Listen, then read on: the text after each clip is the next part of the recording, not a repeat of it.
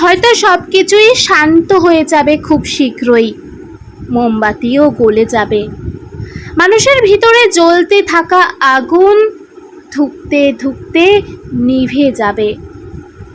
ওই মেয়েটির বাবা মা কেবলমাত্র চাতক পাখির ন্যায় তাকিয়ে থাকবে দোষীর শাস্তির আশায়। হয়তো কেউ একজন ধরাও পড়বে, হয়তো আসলে সে দোষী, কিংবা সেও শিকার হবে ক্ষমতাধর ব্যক্তির। কিছুদিন শ্রীঘরে থাকা, সেখানে আবার কাজেরও ব্যবস্থা আছে, পারিশ্রমিকও আছে।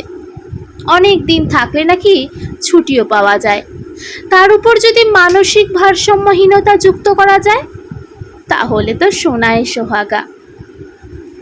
কিন্তু ওই হসপিটাল ঠিক আগের মতোই চলতে থাকবে। তৃতীয় বর্ষের ওই ছাত্রীর কথা আস্তে আস্তে সবাই ভুলে যাবে। ওই সেমিনার রুম আগের মতোই চলতে থাকবে।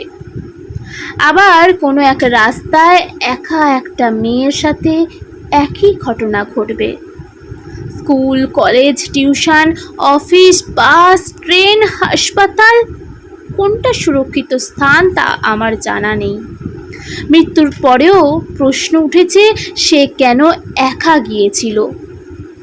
বেঁচে থাকলে জানি না তাকে কতবার মৃত্যু যন্ত্রণা ভোগ করতে হতো।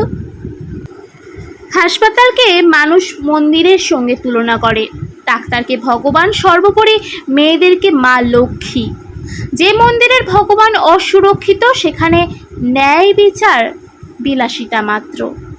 তুমি একজন ডাক্তার, নার্স, শিক্ষিকা, উকিল, পুলিশ, কিংবা একজন গৃহিণী, বয়স্ক মহিলা হও, কি একটা বয়স 5-এর বাচ্চা, তোমার পরিচয় তুমি একটা মেয়ে, তুমি ভোগ্য বস্তু।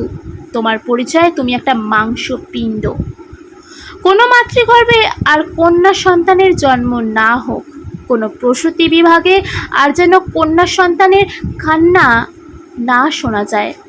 প্রতিটা কন্যা ভ্রূণ শেষ হয়ে যাক মাতৃগর্ভে।